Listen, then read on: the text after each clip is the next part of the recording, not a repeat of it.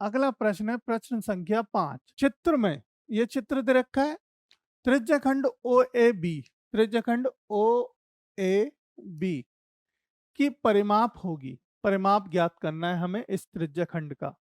देखो यहाँ पे ये छोटी लग रही होगी लाइन, आपको यहाँ बड़ी लग रही होगी, फिगर ऐसा मतलब चित्र ऐसा दिया गया है, पर ये बड़ा और छोटा नहीं है, क्योंकि त्रिज्यखंड किससे बनता है? दो त्रिज्याओं से मिलकर बनता है। और एक सर्कल की त्रिज्या, एक सर्कल के अंदर जितनी भी त्रिज्या खींचोगे वो हमेशा समान होती है, एक बराबर होती है, अलग अलग नहीं होती। तो एक त्रिज्य खंड किससे बनता है? दो त्रिज्याओं से बनता है, इसलिए इनकी ये दोनों त्रिज्या क्या होंगी? 7 सेंटीमीटर। अगर ये है तो ये भी 7 सेंटीमीटर होगी, इसमें कोई भी डाउट नहीं होना चाहिए। ठीक है, तो ये दोनों बराबर है, पहली बात। दूसरा है कि इसमें हमें परिमाप बताना है। परिमाप क्या होता है? मैंने बताया था, देखो परिमाप मतलब कि कोई भी हो, चाहे वर्ग हो आपका, चाहे आपका वृत्त हो, मतलब पूरा एरिया, उसकी पूरी बाउंड्री, जितनी बाउंड्री है। अभी हमने पिछला प्रश्न किया था, इससे एक जस्ट पीछे वाला प्रश्न किया था, जिसमें हमने बताया था कि त्रिज्य खंड के चाप की लंबाई बताई थी। चाप मतलब होता है ये वाला हिस्सा, ऐसे गोल वाला हिस्सा है ना, ये क्या होता है? एक चाप होता है। तो ये चाप की हमें लंबाई बताई थी, जिसका हमने फॉर्मूला बताया था theta upon 360 2 pi r, theta upon 360 2 pi r, है ना। बट अब इसने हमसे क्या पूछ लिया? इसने हमसे पूछ लिया इस त्रिज्या खंड का पूरा परिमाप। अब पूरे परिमाप में मुझे एक बात बताओ, क्या ये आर है और ये भी आर है? आर आर है ना, तो हमारा क्या होगा इसका परिमाप? देखो, तो त्रिज्या खंड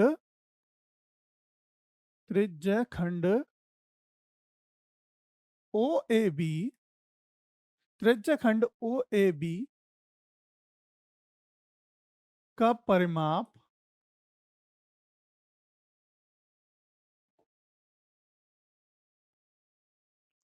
होगा, देखो दो तो रेडियस है इसमें,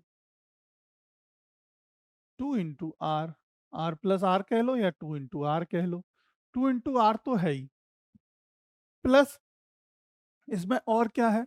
और है इसमें हमारा वही फॉर्मूला, चाप है एक, चाप का फॉर्मूला क्या होता है? Theta upon 360 into 2 pi r होता है।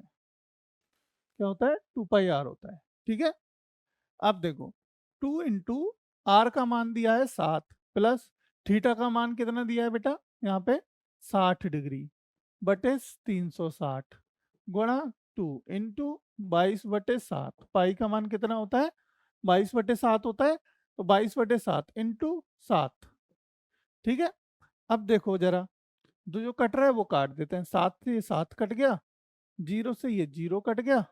ठीक है, 6×6 = 36, 6 बार कट गया है ना, 6×6 = 36 कट गया। और इसको 2 से काट दो अब 3 बार।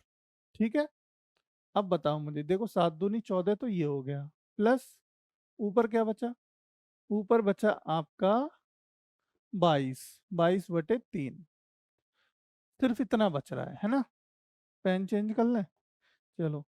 तो देखो 14 थी 42, 42 प्लस 22/3। ठीक है, अब ये कितना हो गया? ये हो गया 4 और 6 64/3।